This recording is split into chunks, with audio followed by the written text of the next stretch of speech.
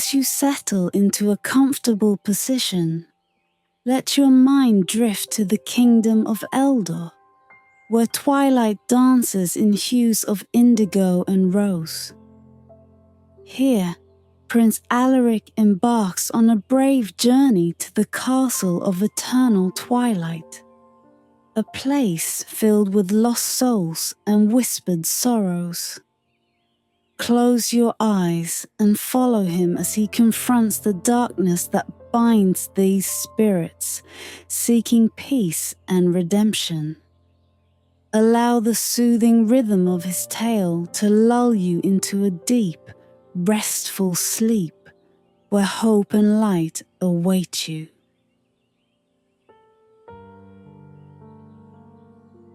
Sweet dreams await.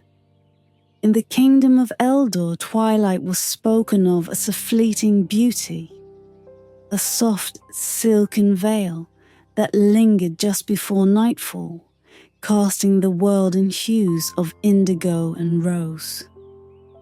But in the northern woods, where even the sun dared not tread, there lay a castle where twilight was not a passing moment, but an eternal state.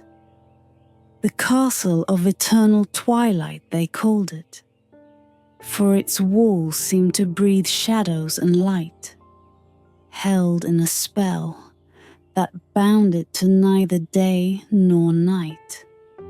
The villagers told tales of the place with hushed voices, eyes glancing over shoulders as though they could feel the castle's strange pull from miles away. And at the heart of every tale was a whisper of sorrow, a murmured legend of lost souls who roamed its halls, forgotten by the world, clinging to something unfulfilled. None dared to approach it, for the stories were clear. To enter was to risk one's spirit being lost to the gloom, forever bound to the castle's cursed twilight. But for Prince Alaric, heir to Eldor's throne, these warnings were not enough. He had grown up on tales of the castle, each story seeping into his young heart, feeding a hunger for mystery and purpose. The older he grew, the more he felt a strange call from the north, as if the castle itself knew him, beckoning him. It was a pull both haunting and undeniable, and though he did not understand it, he could not ignore it. He knew deep in his bones that he must go, that somehow his fate was tied to the castle's shadowed walls. On the night of his oath, Alaric stood in the great hall, the flickering light of torches casting his face in gold and shadow. His father, King Edrin, watched him with wary eyes, knowing well the power of the ancient curse. "You must understand, Alaric," he said in a voice that was both stern and soft. "Many have tried to lift the curse, yet none have returned. There is a darkness there, older than our bloodline. The castle claims all who dare disturb its rest." But Alaric, resolute, met his father's gaze. "If there is darkness, then it is all the more reason to confront it. The souls within are not shadows, father. They were once people, lost and forgotten. I cannot leave them bound to that place without trying. I swear upon my honor, I will enter the Castle of Eternal Twilight and free them, no matter the cost." The words hung heavy in the air, an oath uttered with more finality than he knew. For as he spoke, a chill settled upon the hall, and a breeze swept through, as if the castle itself had heard and marked his vow. His father sighed, but Alaric could see a glimmer of pride beneath the worry in his eyes. King Edrin placed a hand on his son's shoulder, nodding solemnly, for he knew that Alaric's path was set. At dawn, Alaric donned his cloak and armed himself with a sword of silver crafted with runes said to guard against spirits and dark enchantments. With only a small pack and a heart brimming with both courage and fear, he rode northward, following the path toward the castle he had traced so many times in his mind. As he ventured deeper into the forest, a mist began to gather, thick and spectral, swallowing the sunlight and muffling all sound. The silence was unnatural, as if even the earth held its breath in the presence of the castle. Trees loomed above him, their twisted branches like skeletal fingers stretching toward a leaden sky. He felt a strange sensation of being watched, though there was no one around. Yet shadows flickered at the edge of his vision, vanishing the moment he turned his head. Hours passed, and Alaric felt a strange weight upon him, a heaviness that seeped into his heart with each step closer to the castle. It was as though the twilight itself wrapped around him, binding him to this haunted path. And then, through the mist, he saw it, the Castle of Eternal Twilight. The castle stood on a hill, a silhouette against the darkened sky, its towers and turrets stretching into the gloom like fingers grasping at the last light. Alaric dismounted, unable to take his eyes off the structure. The stones were a deep, somber grey, seemingly alive with shadows that shifted and pulsed, as if the castle itself breathed. Windows peered out like empty eyes, watching him approach. As he crossed the narrow bridge that spanned the castle's mist-covered moat, Alaric saw faint figures drifting along the water's edge. Souls, he realized, trapped between realms, their faces blurred but filled with a sorrow that struck him to his core. They turned toward him, their hollow eyes gleaming with a strange, desperate hope. With a shiver, Alaric whispered to himself, "I have come to free you. I swear it." The words faded into the mist, but he felt a weight lift, as if the souls had heard him and for the first time believed. Yet a warning echoed in his mind. His own spirit was now tied to the castle, bound by his oath. The air grew thicker as Alaric crossed the threshold of the castle, the heavy iron doors creaking as though waking from a long, dreadful sleep. They closed behind him with a sound that echoed through the empty halls, sealing him inside. He was left standing in a vast entrance chamber cloaked in a dim, perpetual twilight. A chill crept down his spine.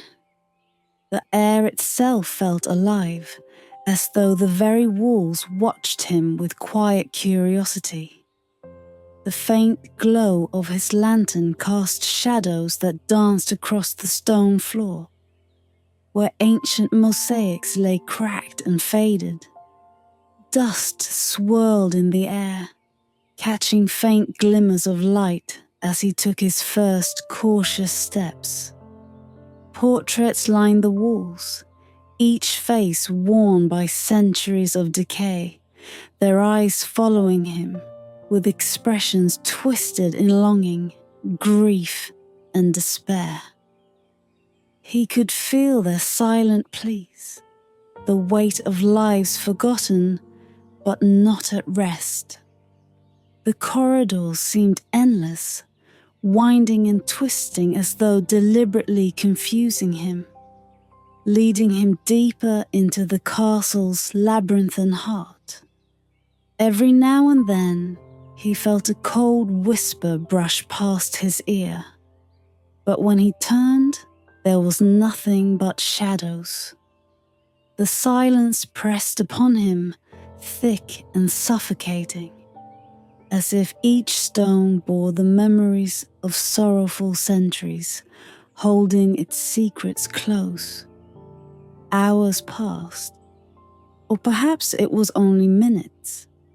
Time seemed to have no meaning here. Alaric began to feel the first pangs of unease, a slow erosion of courage as the oppressive twilight seeped into his very soul.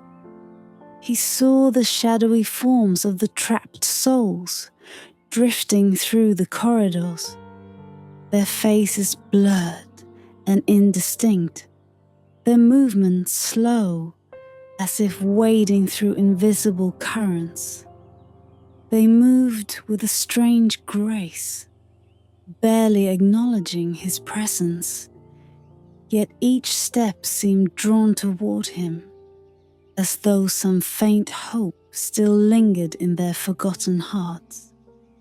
A voice, faint as a whisper on the wind, seemed to drift to him from one of the shadowed hallways. He paused, straining to hear, his heartbeat pounding in his chest. The voice grew clearer, sorrowful and soft, echoing with an age-old grief. Who walks among us brave and lost? Another fool come to be chained to our fate. The word struck him, resonating with a strange sadness that filled the empty hall. Alaric tightened his grip on his sword, his voice steady yet tinged with a quiet dread. I am Alaric, Prince of Eldor, and I have sworn to free you all. A low, bitter laugh echoed in response, a sound as cold as the mist that lingered in every corner. So many have made such promises. None have succeeded. Do you not feel it, young prince? The twilight grows within you, creeping into your bones, drawing you into our prison. Soon you will be one of us, a spirit of sorrow, bound to wander these halls. Alaric shook his head, forcing away the chill of doubt that tried to claw its way into his heart. Number, I am not here to surrender. Show me the way to lift the curse. Tell me what binds you to this place. There was a long silence, filled only by the faint rustling of unseen spirits drifting nearby. And then, slowly the voice returned, softer, laced with a weary acceptance. We are bound by sorrow, by betrayals and regrets that chain our souls. Each of us was once alive, held to this world by love, by promises broken, by wounds that never healed. It is not a curse you can lift with a blade or a spell. To free us, you must mend what we could not, face what we could not bear. The words filled Alaric with a growing sense of dread, but he pressed forward, compelled by the weight of his oath. He moved deeper into the castle, down narrow staircases that led to chambers untouched by light. Shadows stretched long across the floors, seeming to pulse with a life of their own, reaching out to him like spectral hands, whispering of forgotten sorrows. Finally, he entered a chamber filled with dust-laden mirrors, each one cracked and weathered, reflecting fragmented images of the prince's own weary face. Here he felt the full weight of the souls trapped within the castle, their silent suffering thick in the air. It was as if their emotions, pain, regret, longing, were held within each crack, each shard. They watched him with eyes both longing and resigned, waiting for something they did not dare hope to see. One of the mirrors, larger than the rest, seemed to shimmer with a strange light. Alaric stepped closer, drawn by a faint pulse within it. As he peered into its depths, he saw not his own reflection, but the ghostly image of a young woman. Her face was beautiful yet sorrowful, her eyes clouded with a sadness that seemed endless. She spoke, her voice barely more than a whisper. "Prince of Eldor, you seek to break the curse, but to do so you must face not only our suffering, but your own. Are you prepared to confront the darkness within yourself?" Alaric's breath caught. He felt the weight of her words settling over him, an invitation and a warning both. He nodded slowly, his voice unwavering but quiet. "Yes, I will face whatever I must. Show me the way." The woman's face softened, a flicker of hope kindling in her spectral eyes. She raised a hand, pressing it against the glass, and Alaric felt the faintest touch upon his own. With a final whisper, she vanished, leaving only his own reflection. A lone figure cast in shadows, bound to a destiny that now felt heavier than ever.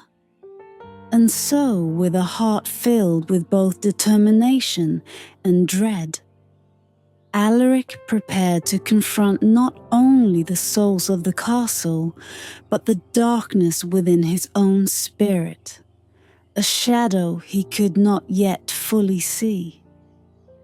The air thickened as Alaric moved deeper into the castle's heart, where silence reigned and the twilight deepened.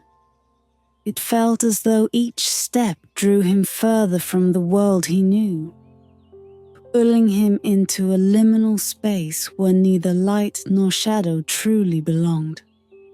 The corridors were lined with decaying tapestries.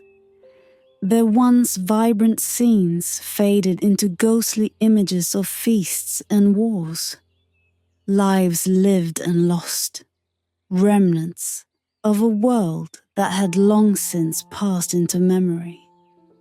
It was in one such corridor that he first encountered them, the spirits bound to their sorrow, moving in a silent procession.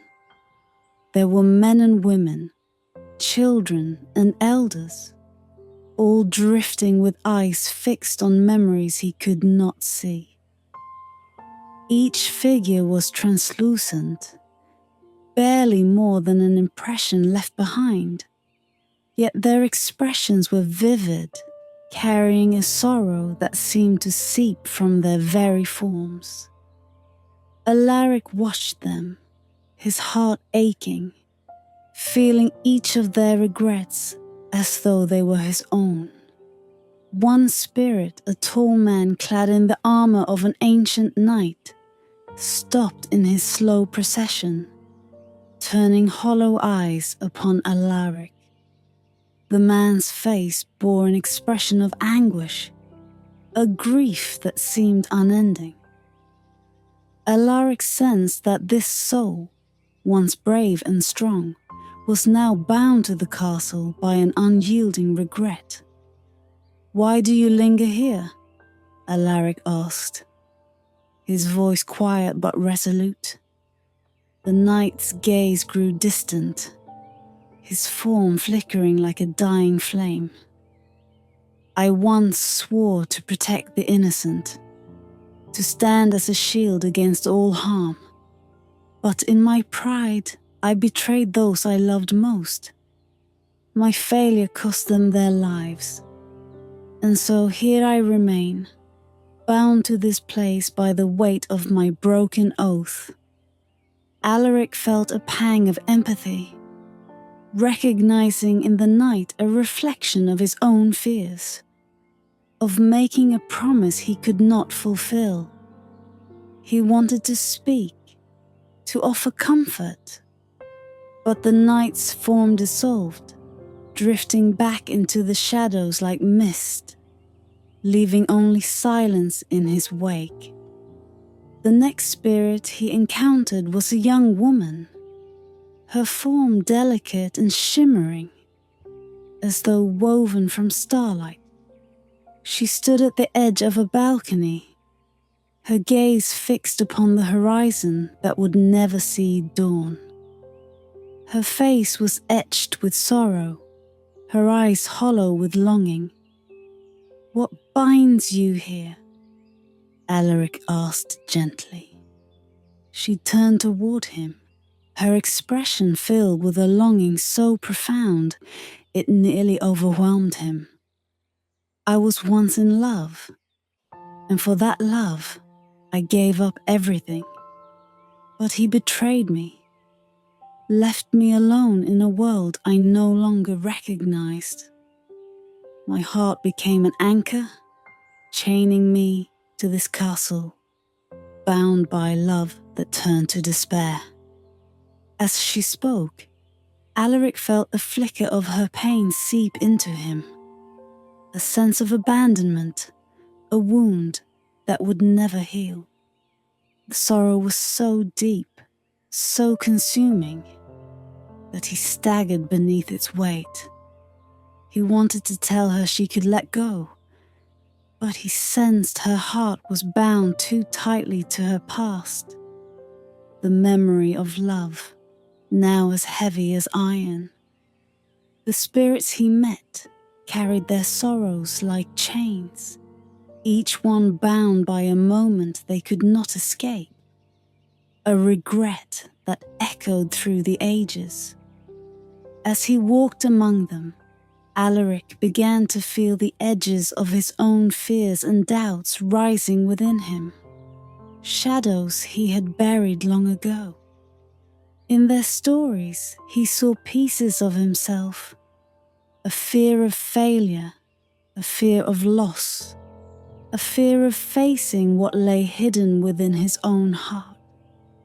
Guided by an instinct he could not name, Alaric entered the castle's chapel, a forgotten place where dust lay thick upon the pews, and candles, long extinguished, sat in rows like sentinels to a faded memory. The air was heavy with sorrow, the walls darkened by centuries of neglect. At the altar, a spirit knelt, a figure in tattered robes, their head bowed, murmuring prayers that dissolved into silence. Alaric approached, feeling the pull of the spirit's grief. He recognized the weight upon the figure's shoulders, the sense of failure that pressed upon their spirit like a cloak of lead. "What regret holds you here?" he asked softly, his voice filled with both dread and compassion.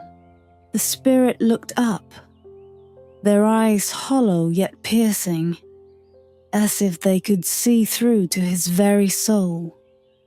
"I was the keeper of this castle, a servant to its people. When darkness fell, I failed to protect them. I could not lift the curse that now binds us, and so I remain, forever pleading for redemption that will never come. A chill crept through Alaric, for he understood then that this figure bound by guilt and duty was a reflection of what he himself might become, if he failed.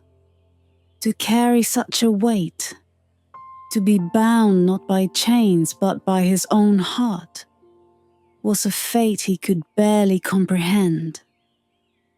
Yet he knew he must face it, for only by understanding the depth of the spirit's sorrow could he hope to free them. The spirit's gaze softened, almost kind, as if sensing Alaric's determination. To lift this curse, brave prince, you must first confront what lies within.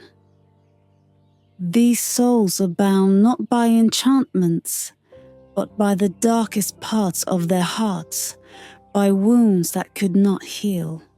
And you must find the strength to heal them, even if it means facing your own deepest fears. With those words, the spirit faded, leaving Alaric alone in the chapel, surrounded by shadows that seemed to breathe with a life of their own. The silence grew heavy, the twilight pressing in as he realized the magnitude of his task. He stood in the empty hall, knowing he could no longer ignore the fear stirring within him, the doubts that had lingered unspoken in the corners of his mind. To free the spirits, he would need more than bravery or strength. He would need to confront himself, to delve into the darkness within, for only then could he hope to bring light to the shadows that bound them all. Alaric wandered through the endless corridors, each shadowed corner and forgotten room pulling him further into the heart of the castle.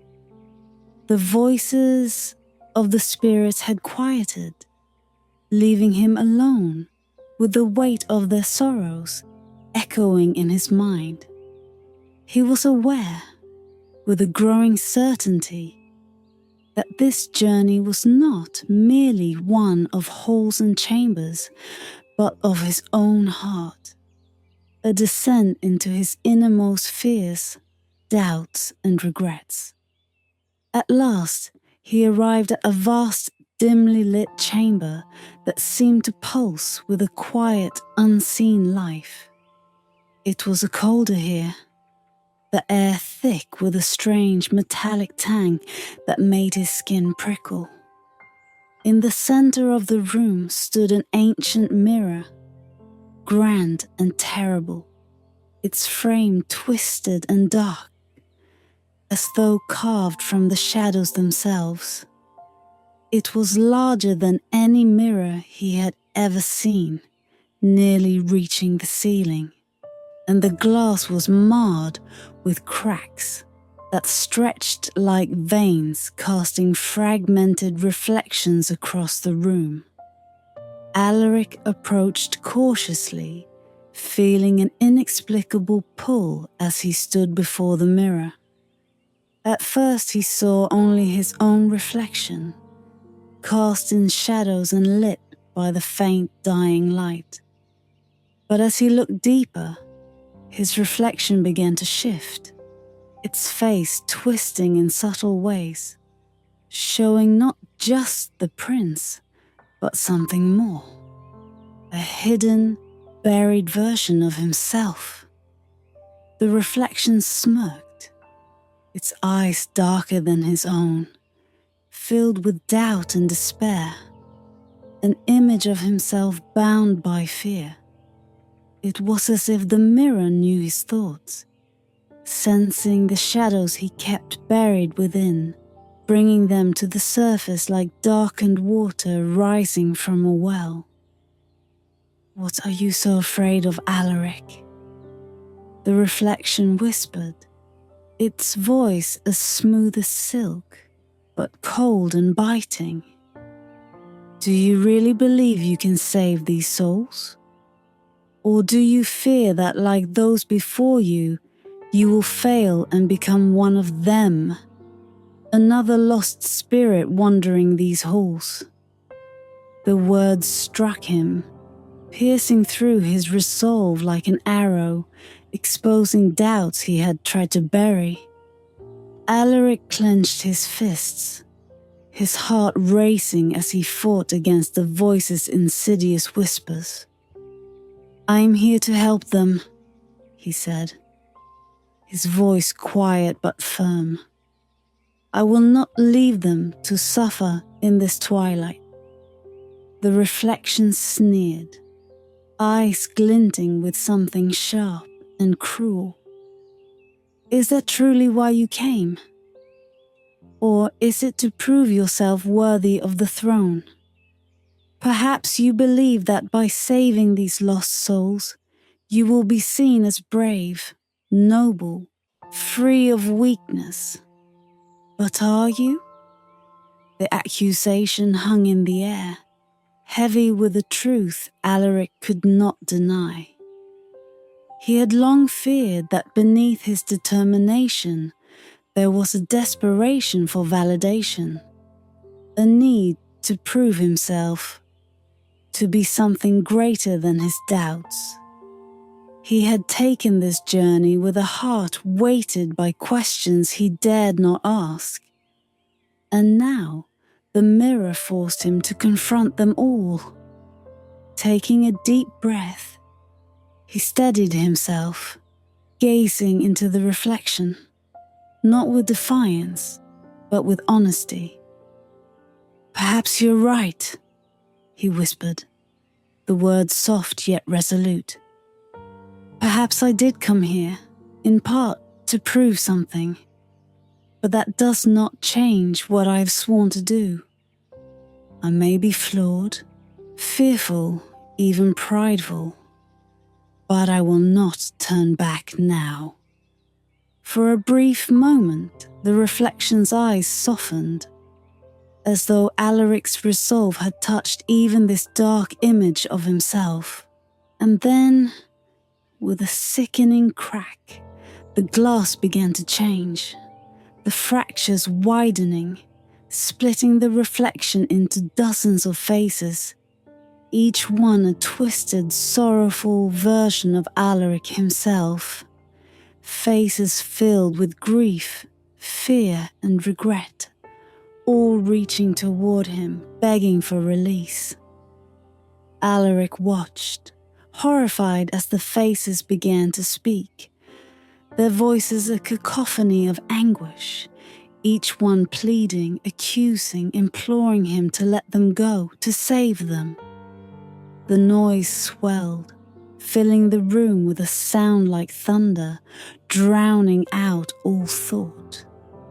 He clutched his head, closing his eyes, feeling the weight of each spirit, each fragment of sorrow pressing upon him, as though they were all pieces of himself, parts he had left unseen, abandoned. And then, through the noise, a single voice rose, soft and clear. It was the voice of the woman he had seen in the mirror before, the one whose face had been etched with both love and despair. Her voice cut through the cacophony, calm and steady, a quiet light in the storm. "Alaric, listen to me. You must forgive yourself. These spirits, this curse, they are bound by regret, by wounds they could not mend. Only by letting go of your own sorrow, your own doubts, can you hope to release them. Do not hold on to what was, but what can still be. Free yourself, and you will free us all." The words struck deep, resonating within him like a bell, clearing the storm of voices, silencing the reflections. Alaric opened his eyes, the room falling quiet once more, and he saw his own face in the mirror, steady and whole. He understood then that the only way to lift the curse was not through force or bravery, but by finding peace within himself. With a trembling breath, he placed a hand upon the mirror, feeling its cool, fractured surface beneath his fingers. He let the memories of his fears, his regrets, his mistakes rise within him, not to haunt him, but to release them. One by one, he let go of each burden, forgiving himself for his pride, his doubts, his hidden fears. The mirror trembled beneath his touch, the cracks beginning to fade as though they too were letting go of the pain that had bound them. A warm light spread from where his hand rested, filling the chamber, washing away the shadows and sorrow. He felt a weight lift from his soul, a quiet peace settling over him. And as the light grew, he saw the spirits around him, their faces softening, freed from their eternal twilight, their expressions now serene, no longer bound by sorrow. One by one they began to fade, their forms dissolving into light, drifting toward a dawn that awaited them beyond the castle's walls. When the last spirit disappeared, Alaric stood alone, the chamber empty and silent, the twilight gone, leaving only peace. The silence in the castle felt different now, no longer heavy with sorrow, but serene, as if it held a new clarity, a peace woven through the stone itself. Alaric stood before the mirror, which now reflected only his true self. The cracks gone, the surface smooth and clear. He looked into his own eyes, feeling a strange kinship with the face that gazed back. He was no longer the same prince who had entered these haunted halls, bound by doubts and hidden fears. The journey through the twilight had changed him. He turned away from the mirror, the quiet light illuminating his path as he made his way back through the castle. Each corridor, each chamber that had once seemed alive with shadows and sorrow, now felt empty, yet tranquil, as though the walls themselves were finally at rest. He passed the fading portraits of forgotten rulers and guardians, their painted eyes now softened, no longer filled with the weight of their regrets. As he walked, he caught glimpses of the spirits he had met, the knight who had carried the burden of a broken oath, the young woman with the shattered heart, the servant who had failed to protect his people. They stood at the edges of his vision, watching him with faces free of grief, their forms delicate and translucent, like mist touched by sunlight. One by one they nodded, expressions of gratitude upon their faces, as if to say farewell to him, their saviour and their kin in sorrow.